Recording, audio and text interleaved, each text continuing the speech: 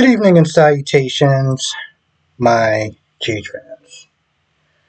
Okay, so let's get this whole Brooklyn thing out the way, because I'm going to be honest, the entire time I'm sitting there watching this scene with her and that woman's name that I keep forgetting, she's talking about Lois, and, the woman brings up that Lois pretty much feels like crap from being estranged from her daughter. And, Brooklyn's sitting there talking about why she can't forgive her, the lies that she did. There's one point where the woman was like, "I'm pretty sure that took a toll on her all those years, and I'm pretty sure that the decision that Brooklyn made all those years ago took a toll on her as well." So what I don't understand, well, really what it comes down to is it's very difficult for me to sit there and have any sort of sympathy for Brooklyn, because she wants forgiveness from her son. Her son is upset. Gio is upset for two reasons: one, abandoning him; two, causing Lulu pain or causing Rocco pain. Right? But this all stemmed from a decision that she made a long time ago, a very difficult decision that she made a long time ago. So why can't she not understand that the decision that she made, that she's getting persecuted by her own son, she's doing the same thing to her mother? But yet I have to sit there and watch 20 minutes of essentially a hypocrite. And what it really came down to, and I'm just going to be honest, girl, if you would have kept your legs closed, we wouldn't be in this whole mess in the first place. Okay? You trusted your mother to sit there and make the best decision, right? And, granted, yes, she fell short, and I understand her anger.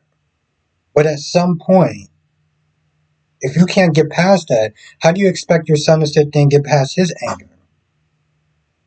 That's my issue with her.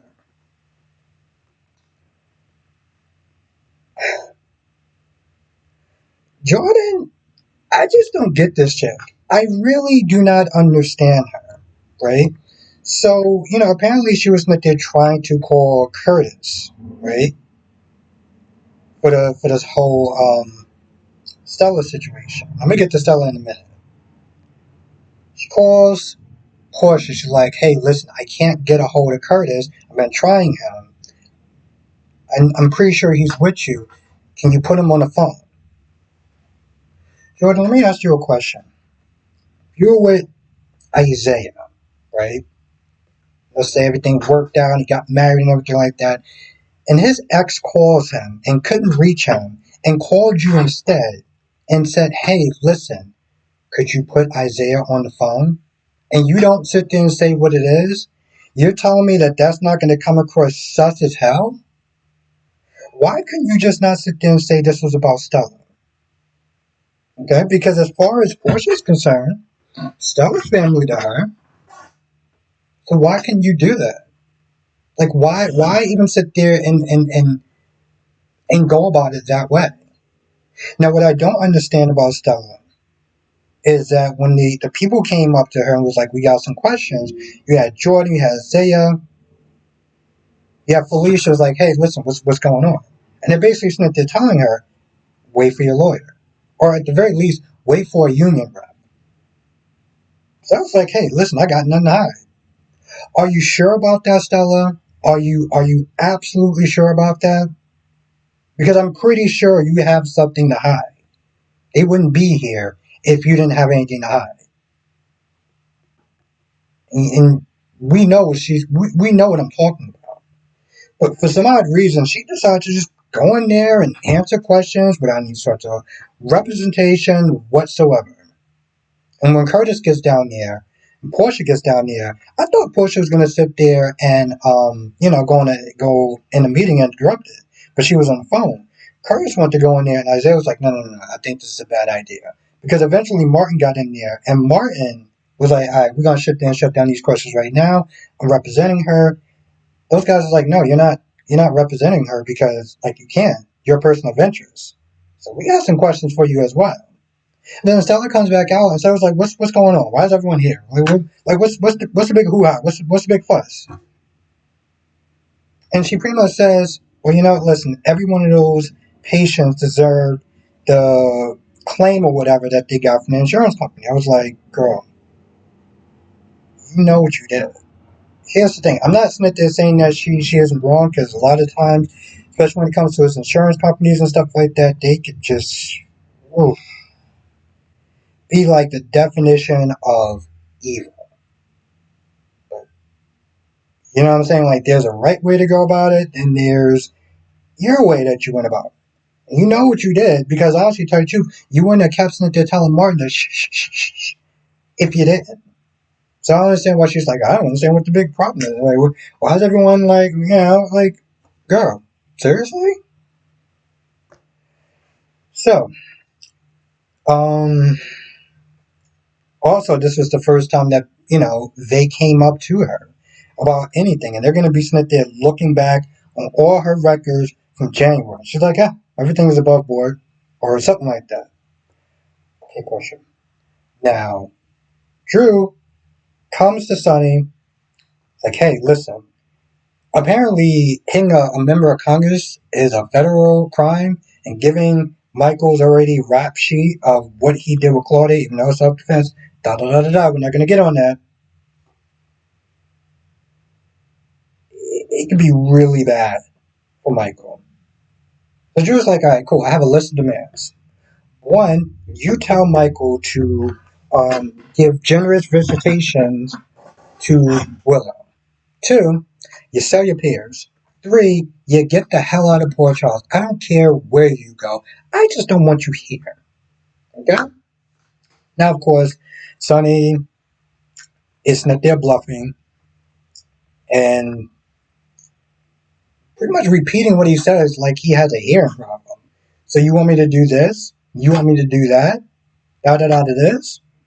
And then once I do those things, then that'll be it.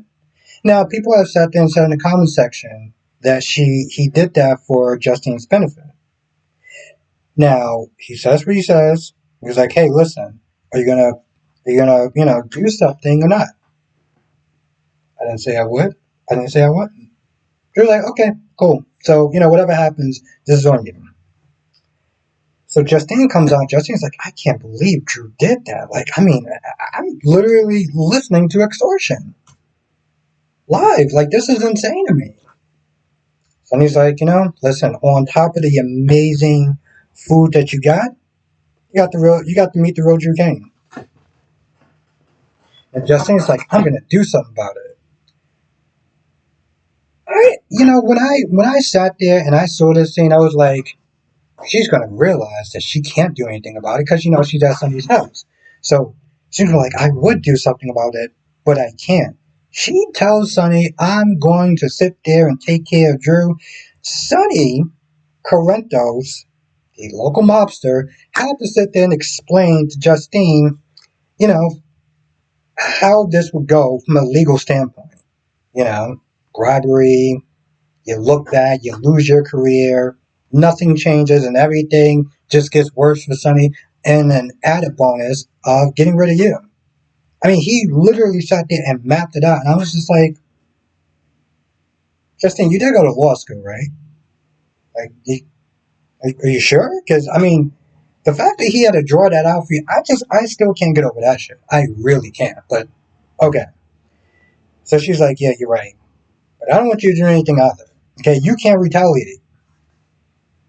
Justine, you just told the local mobster, the guy who breaks the law 7 days a week, to not, be a mobster. You want to tell a scorpion not to be a scorpion? What are we doing at this point? But anyway, she winds up leaving. Drew goes to Sitwell. Now, Sitwell was talking with Marcos about how good Port Charles is. He found some good love interests and everything like that. And Lucy is very captivating, and this, that, and the third. And I'm like, okay. I mean, don't get me wrong. Lucy's, for a woman of her age, she's still got it going on. But I mean, she's still Lucy, so there's that.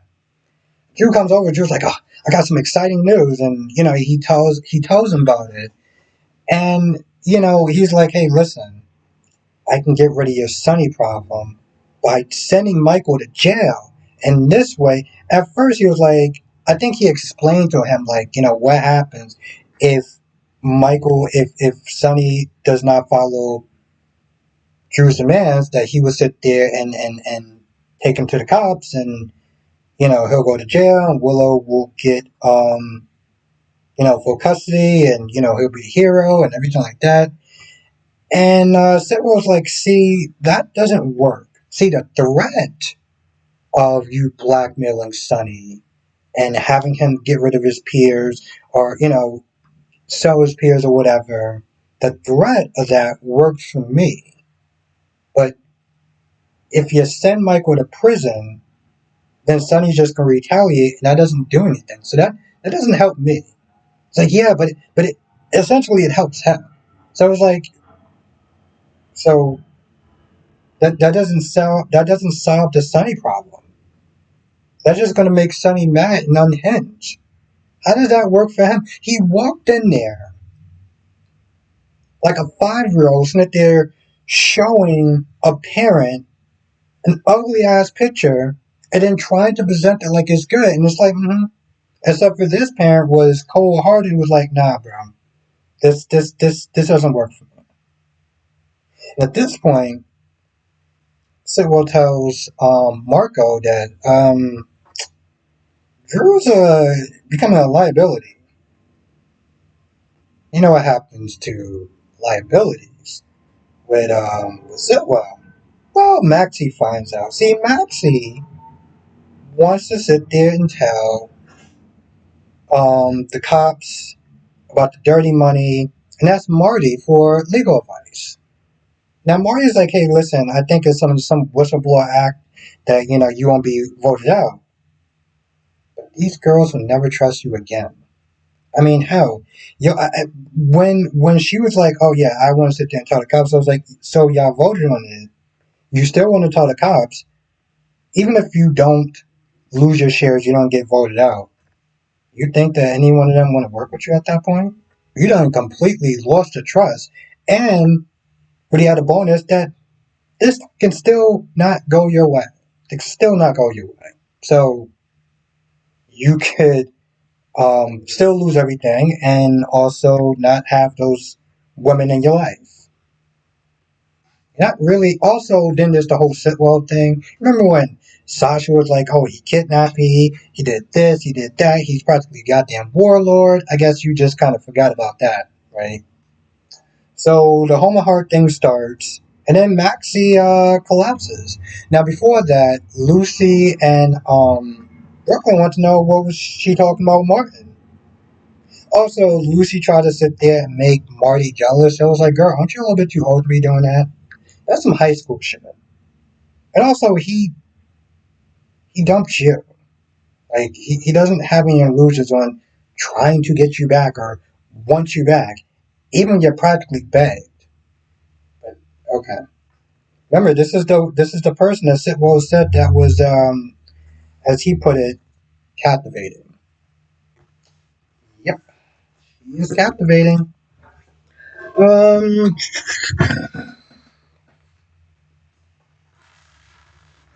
let's actually go ahead. No, that is not it.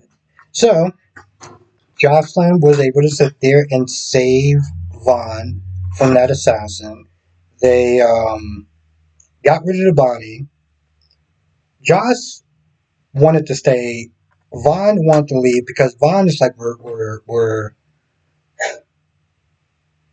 our cover's blown, right?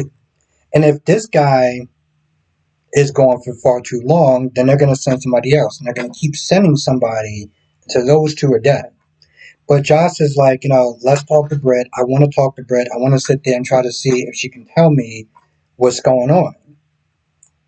Vaughn says to think that, listen, it's Faison's daughter. She's going to be dirty, corrupt. She's not going to tell you anything. Jocelyn's like, she saved my life. I want to sit there and give her the benefit of the doubt. So Vaughn's like, fine, they got rid of the body and everything like that. She went in the bathroom. Now, before that, I think she was looking at her hands and, freaking out from when she had to sit there and take out Cyrus. So she goes to the bathroom and she sits in the shower with her clothes on. And Vaughn's like, after a while, he's like, you good? Yeah, I'm gonna come in there now. And he comes in there, he sits next to her and everything like that, and holds her and everything. We know where this is going. We know this is eventually going.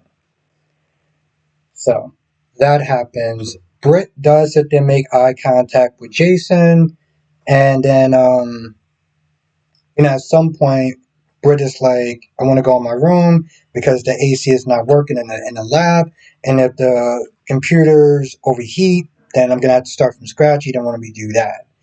So she goes in the room and it's like, all right, when you get done with what you're doing, then I can come in there and finish. And at some point, Jason leaves with Pastel, I think his name is. And at some point, Jason does come back and goes in Britt's room. And then it ends right there. Now, I feel like that's pretty much about it. I might be able to actually do a live stream tonight. I still have another review to do. And then I have 2 soap operas after that. So, if I finish all that before 8 o'clock, which I feel like I might, I think I'm actually doing pretty good timing, surprisingly. I might be able to do a live stream tonight. But check the community tab. I will definitely sit there and post for sure if I'm able to do one.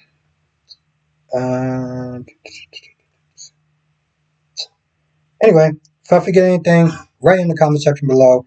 Let me know your thoughts. Oh, just by the way, I think Jocelyn actually did pretty fine. I know people listening to this saying she doesn't know how to hold a gun.